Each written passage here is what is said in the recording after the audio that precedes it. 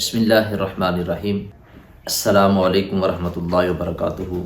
قال رسول اللہ صلی اللہ علیہ وسلم من تمسک بسنتی عند فساد امتی فلہ اجر 100 شہید او کما قال۔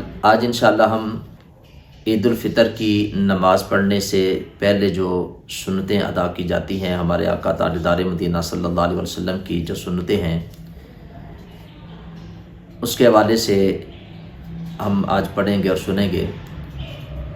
اور نبی پاک صلی اللہ علیہ وسلم کا فرمان عالی شان جو میں نے آپ کے سامنے ابھی بیان کیا، حضور فرماتے ہیں کہ جو بندہ میری ایک سنت پر عمل کرتا ہے، حضور فرماتے ہیں کہ اس بندے کو اللہ رب العزت 100 شہیدوں کا ثواب عطا فرماتے ہیں۔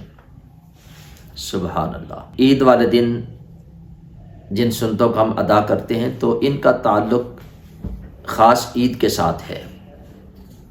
پھر پورا سال ان سنتوں کا جو ثواب عید کے دن ملتا ہے وہ صرف خاص عید کے ہی دن ملتا ہے، باقی اگر ہم ان سنتوں پہ عمل کریں گے تو اس کا ثواب اپنا ہے، لیکن یہ خاص عید الفطر اور عید الاضحیٰ کے ساتھ ان کا تعلق ہوتا ہے۔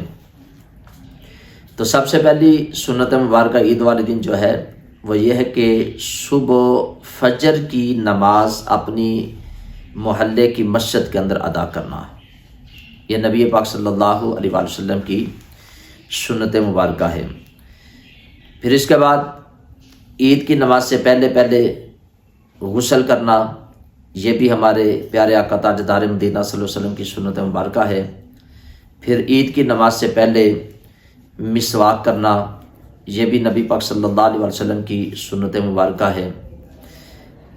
عیدگاہ میں آنے سے پہلے عطر خوشبو لگانا، یہ بھی نبی پاک صلی اللہ علیہ وسلم کی سنت مبارکہ ہے۔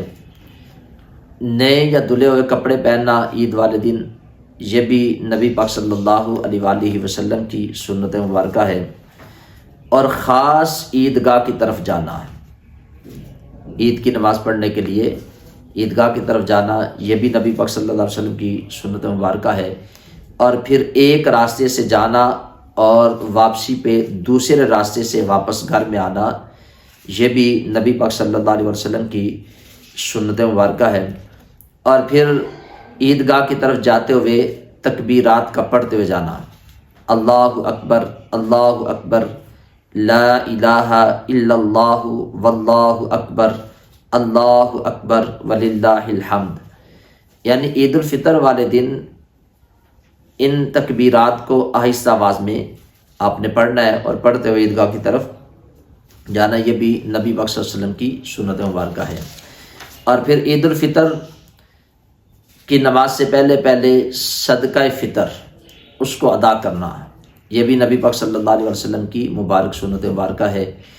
اور پھر عیدگاہ کی طرف جانے سے پہلے کسی میٹھی چیز کا کھانا، اگر کھجوریں ہوں تو طاقت ان کو کھائیں، اور اگر کھجوریں میسر نہیں تو پھر کوئی میٹھی چیز کھا کے عیدگاہ کی طرف جانا، یہ نبی پاک صلی اللہ علیہ وسلم کی سنت مبارکہ ہے۔ تو یہ چند سنتیں ہیں جن کو ہم نے عید کی نماز سے پہلے پورا کرنا ہے، ان کے اوپر عمل کرنا ہے۔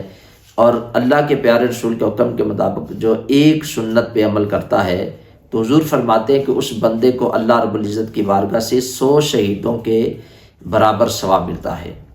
تو یہ چھوٹا سا عمل ہے، یہ سارے کام ہم کرتے ہیں، لیکن ان کاموں کے کرنے سے پہلے اپنے ذہن کے اندر یہ تصور کریں کہ یہ جو ہم عمل کر رہے ہیں، یعنی مسواک کر رہے ہیں، یہ بھی نبی پاک صلی اللہ علیہ وسلم کی سنت مبارکہ ہے۔ دھلے یا نئے کپڑے پہن رہے ہیں، غسل کر رہے ہیں، کوئی میٹھی چیز کھا رہے ہیں، خاص عیدگاہ کی طرف جا رہے ہیں، صدقہ فطر ادا کر رہے ہیں، تو یہ اپنے تصور کے اندر رکھیں کہ یہ نبی پاک صلی اللہ علیہ وسلم کی سنتیں ہیں جن کو ہم ادا کر رہے ہیں۔ تو انشاءاللہ آپ کو ان کاموں کا پھر مزہ بھی آئے گا، اللہ کی بارگاہ سے اجر بھی ملے گا۔ تو ہمیں ان کاموں کو ضرور کرنا چاہیے، بلکہ ساری زندگی جو بھی ہم عمل کرتے ہیں تو انہیں سنت کے مطابق ہمیں کرنا چاہیے۔ اللہ رب العزت کی بارگاہ میں دعا ہے اللہ تعالی ہم سب کو ان سنتوں پر عمل کرنے کی توفیق عطا فرمائے۔